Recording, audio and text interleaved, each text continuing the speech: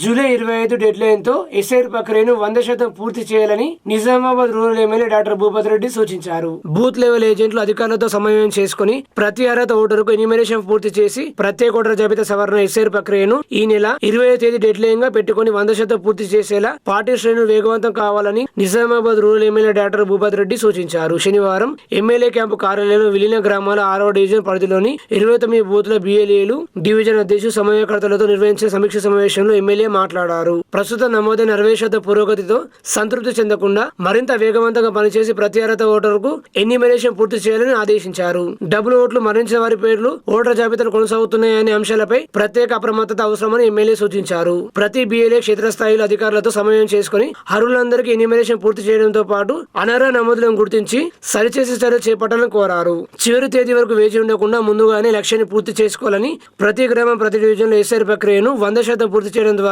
ప్రజాస్వామ్య వ్యవస్థ బలోపేతానికి సహకరించాలని MLA doctor Bhupathi Reddy party శ్రేణులకు పిలుపునిచ్చారు. ఈ సమావేశంలో ఏఎంసీ చైర్మన్ ముప్ప గంగారెడ్డి, కాంగ్రెస్ పార్టీ నాయకులు బాగారెడ్డి, ఉమ్మాజీ నరేష్, జనార్దన్ మోహన్, ఎల్లయ్య తదితరులు పాల్గొన్నారు.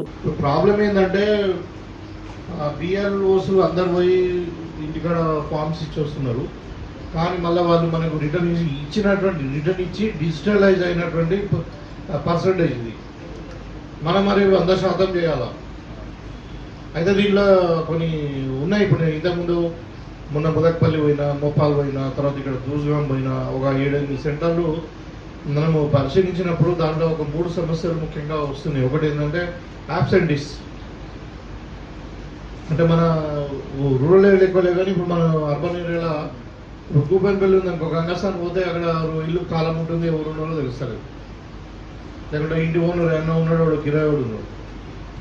సో అట్లా ఓటర్ ఎక్కడ ఉన్నాడు అనేది తెలుస్తలేదు. ఫస్ట్ అడ్రస్ ఓటర్ ఉండి వాళ్ళ ఏదైనా ఐడి ఉంటేనేమో వాడిని బ్యాక్గ్రౌండ్ మళ్ళీ 2002 అది తీయచ్చు. అసలు ఓటరే దొరకలేకుంటే అబ్సెంటీస్ కొంతమంది ఉన్నారు.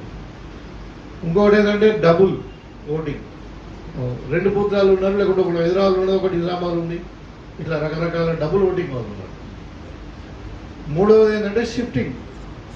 ఓటర్ లిస్ట్ ఉంది కానీ మంచి లేడు. ఓటింగ్ అనేది ఒకటే ఓటు ఉంది కానీ హైదరాబాద్ ఉన్న మనుషులు.